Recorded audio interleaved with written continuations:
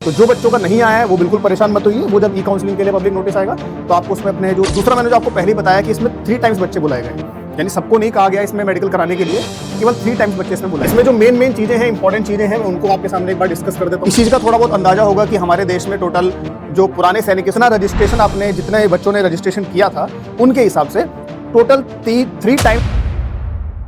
Very good evening to all of you. आशा करता हूँ आप सब लोग बहुत अच्छे होंगे और जैसा कि आप जानते हैं मेरा नाम है पंकज गौतम और स्वागत है आप सभी का डिफेंस चाणक्य एकेडमी के यूट्यूब चैनल पर। तो आज हम एक बहुत ही इंपॉर्टेंट चीज़ डिस्कस करने वाले हैं। तो जैसा कि आपने थंबनेल से भी पता कर लिया होगा कि हम आज किस टॉपिक पे बात करने वाले हैं।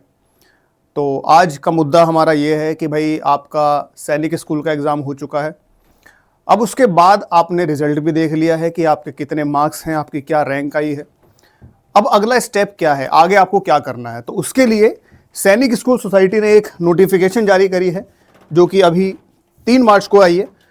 तो हम उस नोटिफिकेशन के हिसाब से अगर डिस्कस करना चाहें कि भाई क्या उसमें नोटिफिकेशन में है, हमें क्या करना है, अगला स्टेप हमारा क्या होगा।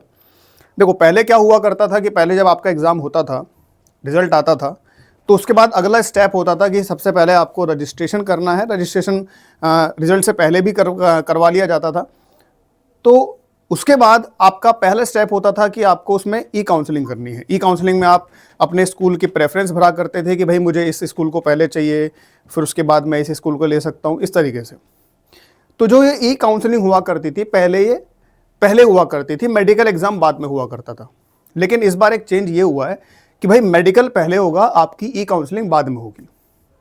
तो अभी जो नोटिफिकेशन आया है, पब्लिक नोटिस आया है, वो आया है किस चीज़ का, तो मेडिकल का आया है। यानी कि आपको मेडिकल कराने के लिए कहाँ जाना है और किन किन बच्चों को जाना है। ठीक है। अब उसमें जो है आपको ई काउंसलिंग फिर कब करानी है, यानी कि जिस चीज़ से आपका एडमिशन होता है किसी स्कूल के अंदर, आप एक प्रेफरेंस चुनते हो अपने स्कूल्स की, वो आपको कब करानी है। तो उसका जो नोटिस है वो अभी आएगा, आगे जा करके फ्यूचर में आएगा। और उम्मीद कर रहे हैं कि 20 मार्च के आसपास वो पब्लिक नोटिस जो है वो भी आपके सामने ई काउंसलिंग का देखने को मिल सकता है।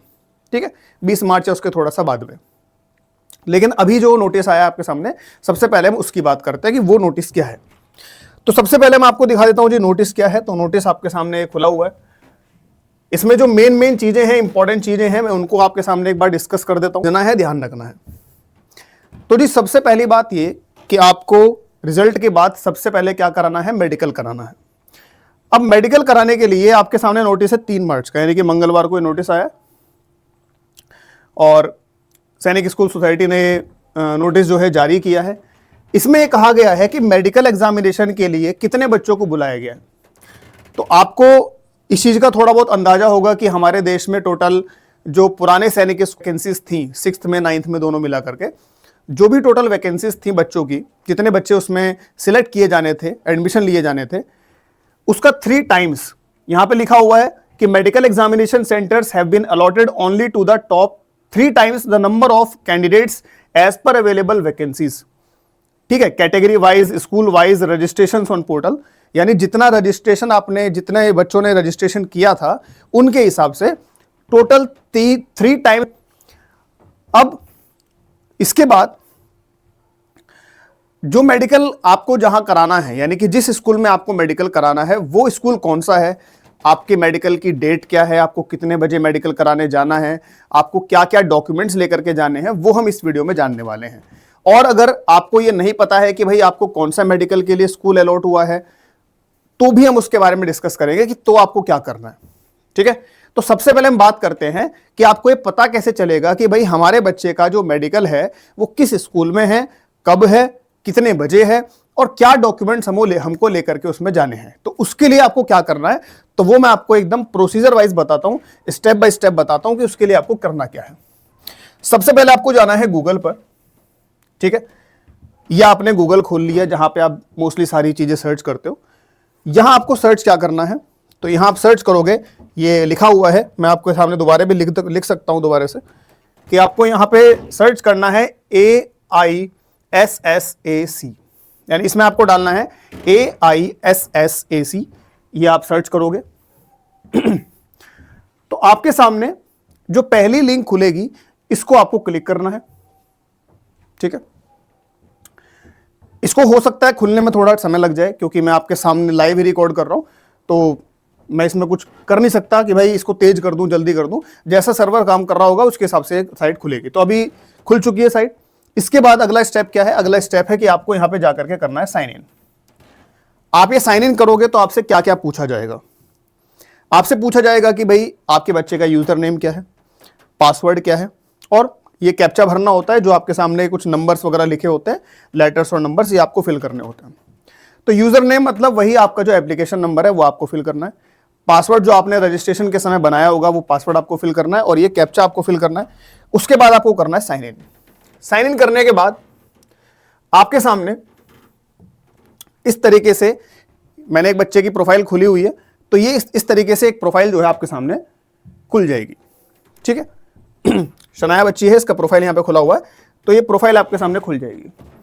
ये प्रोफाइल जब आपके सामने खुलेगी तो आपको जाना है, यहां पे दिया हुआ है माई प्रोफाइल।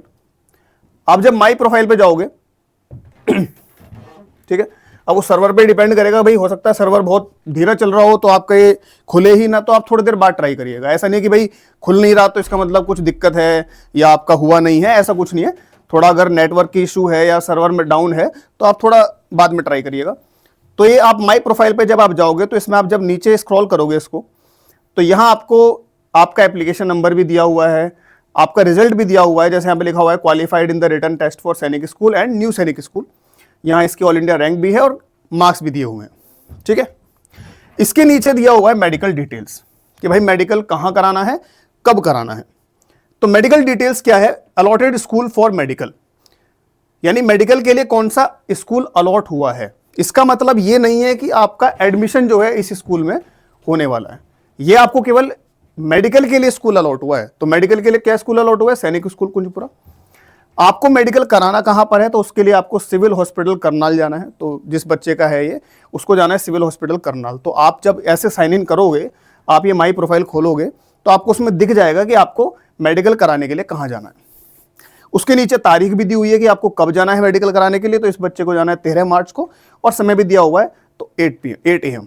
ठीक है, तो इस तरीके से आपको इतनी चीजें एटलीस्ट पता चल जाएंगी कि भाई आपका मेडिकल जो है वो किस स्कूल के लिए अलॉट हुआ है। इसका मतलब ये मत समझिएगा कि आपका एडमिशन इस स्कूल में होगा, ये केवल मेडिकल के लिए अलॉट हुआ है। दूसरा, आपको मेडिकल कराने जाना कहाँ है और आपको कब जाना है मेडिकल कराने के लिए। तो ये 3-4 चीजें पहले आपको पता चल जाएंगी। इसके बाद आपके दिमाग में क्वेश्चन ये आएगा कि भाई मेडिकल कराने यहां जाना है, लेकिन क्या क्या चीजें लेकर के जानी है। उसके लिए चलते हैं इधर। तो ये आपके सामने डॉक्यूमेंट्स की एक लिस्ट दी हुई है कि कौन कौन से डॉक्यूमेंट्स आपको लेकर के जाने हैं। सबसे पहली चीज एक मेडिकल फॉर्म है जो कि आपको AISSAC के ही पोर्टल से डाउनलोड करना है। ठीक है, तो वो मैं आपके सामने दिखा देता हूं। जैसे कि वो जो आपके सामने मेडिकल फॉर्म है, एक आपको ऐसा दिखाई देगा, मेडिकल एग्जामिनेशन रिपोर्ट। ठीक है, ये कहां मिलेगा? तो इसके लिए आप जब ये होम पे आप जाओगे तो यहां पे दिया होगा काउंसलिंग प्रोसेस, और यहां दिया है लिस्ट ऑफ डॉक्यूमेंट्स। तो इस पे आप क्लिक करोगे लिस्ट ऑफ डॉक्यूमेंट्स पे, तो आपके सामने डॉक्यूमेंट्स आ जाएंगे। अभी सर्वर ही डाउन है इसका। ठीक है, ये जो आपके सामने एक लिस्ट दिख रही है जो भी खाली है, इसमें आपको बहुत सारे डॉक्यूमेंट्स दिखाई देंगे, जिसमें आपके सामने एक डॉक्यूमेंट होगा ये मेडिकल वाला। ठीक है, ये वाला मेडिकल एग्जामिनेशन रिपोर्ट। तो ये आपको डाउनलोड करना है, इसकी आपको प्रिंट आउट निकालना है, और क्या क्या चीजें लेकर के चलनी है। तो इस मेडिकल फॉर्म की 3 कॉपी, ठीक है, 3 सेट लेकर के जाने हैं इसके। दूसरा, जो आपका एडमिट कार्ड है उसकी कॉपी ओरिजिनल, और उसकी कॉपी, यानी कि आप 3-3 सेट इनके भी लेकर के जाइएगा।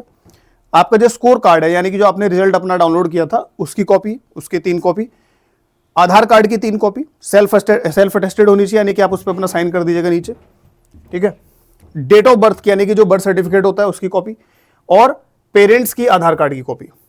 ठीक है, तो ये सारी चीजें हैं, ये सारे डॉक्यूमेंट्स हैं जो आपको जो है मेडिकल के लिए लेकर के जाने हैं। यानी क्या क्या लेकर के जाना है? तो medical form, admit card, score card, बच्चे का आधार कार्ड, बच्चे का बर्थ सर्टिफिकेट, और पेरेंट्स का आधार कार्ड। तो ये सारे डॉक्यूमेंट्स आपको लेकर के जाने हैं। ठीक है, तो ये तो उन बच्चों के लिए एक तरीके से जानकारी हो गई कि जिन बच्चों का उसमें जो डिटेल्स हैं वो आ चुकी हैं कि भाई आपको मेडिकल कहाँ कराना है, कहाँ नहीं कराना है। अब वो बच्चे जिनके सामने ये प्रॉब्लम है कि भाई हमने उसमें साइन इन किया लेकिन उसमें हमारे स्कूल का नाम ही नहीं आ रहा है, यानी कि हमें कौन सा स्कूल अलॉट हुआ है मेडिकल के लिए, या फिर हमें मेडिकल कराने कहाँ जाना है।